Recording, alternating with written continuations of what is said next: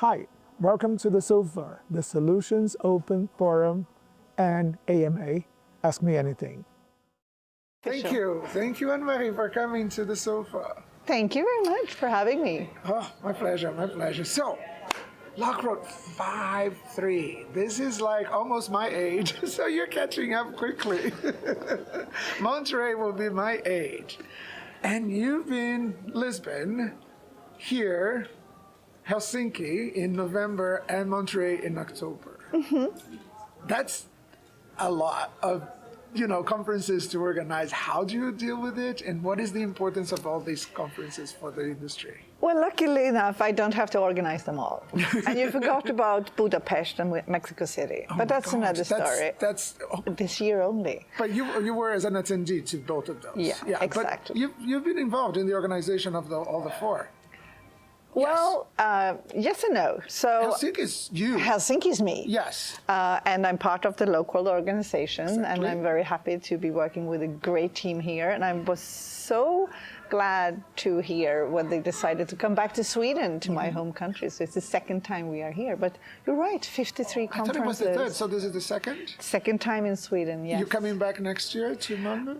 We don't know yet. See? We will announce that tomorrow, I guess, or tonight. I don't know. Yeah, lots of conferences, and I believe that all the different conferences serves different purposes. Yeah. So I love the regional events. Yes, I do run one of them myself. It's the Nordic Translation Industry Forum. And, but there are several others. So the reason why I went to Mexico City was for Vamos Juntos, which is also a regional event. So with the focus on what is important for that part of the localization Latin industry America, in that region, for us in the Nordics, totally different topics, brands, stakeholders. Yes, we are one ecosystem, but I do also think that we need to allocate time for more regional questions. Then we have all the wonderful associations that also organize this event. And of course, that has another purpose. It's for the members, by the members. We have the community spirit. And I think that's also super important. And then we have what I would call the more business-oriented conferences, like Lockroad. Which is the perfect location, to network. I was responding to the survey today, and what is the greatest thing about Lockroad?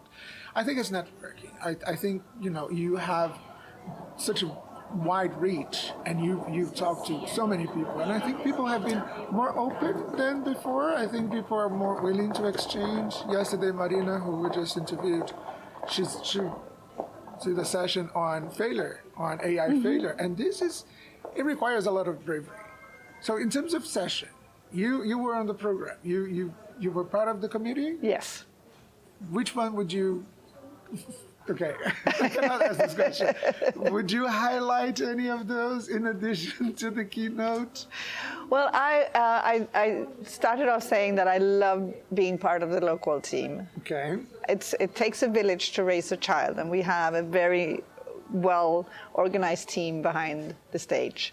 Yes, I'm part of the program committee, but the negative thing with Lockroad is that I get to attend very few sessions because I have to do so many other things. So this is, I know I wouldn't, it wouldn't be nice to ask that question, and I would ask, which ones, you had high expectations, but you cannot say that. Or maybe we can put it the contrary. Was there anyone that surprised you that were like, maybe, and then suddenly it was really good? I personally, I have to be honest, I saw Notion, the girls from Notion yesterday, and I was really impressed because it's something, Notion is not a big player in the market. I didn't know either of them. And the session was so good. They brought new ideas, new concepts, and what they've been doing. Is there any that you would say, oh, this one was... Well, I give you, first of all, I think the keynote was absolutely amazing. At Lockroad, we always have an external keynote speaker who speaks sort of from the broader picture, not an industry expert, but actually someone who has their horizon somewhere else. Yeah. So I love the keynote. I'm a big fan of the pick. I think that is great that we have something that foster innovation, and these people pitching their peers, competitors, super brave people. Oh my God, yeah. And the level of the presentation was so good. And it's well orchestrated by Dave Rowan, so I absolutely love that. Yesterday I got to host a session by Hillary from Spotify. She was talking about Unicode. No, we interviewed her. She talked about it. I don't know nothing about Unicode, She learned but a she lot. made it so interesting. And even I, as you know, knowing not much about it, I was fascinated. And she got so many good questions. It was so well delivered.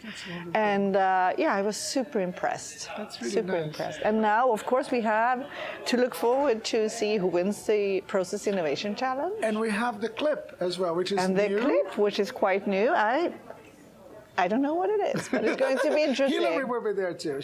I think she's one of the hosts.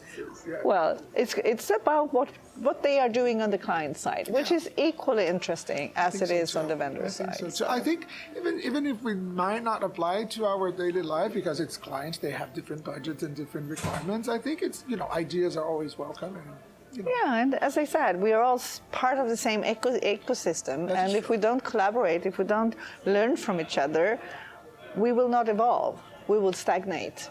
But I also think that we need to look elsewhere. We have to start looking into what other industries are doing. And we this are is a what you little did. bit too narrow-minded sometimes. we used, I don't know if you remember, but we used to organize a little event called Think Latin America. Too. And this was the concept. It was bringing people from outside of the industry to teach us lessons. How can we learn from these? And it was always high level. It was directors, VPs, and C-level from, Coca-Cola and other MGMs, so like large corporate. Don't ask me how I brought them.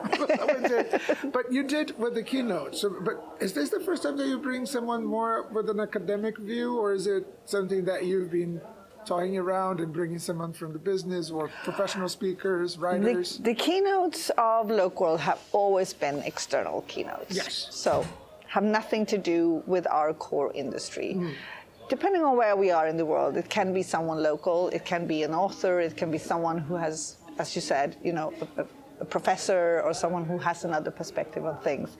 Then we have the day 2 keynote panel, which we just closed now. Yes, you which just was brilliant. opened it. And that was about the future of the localization industry.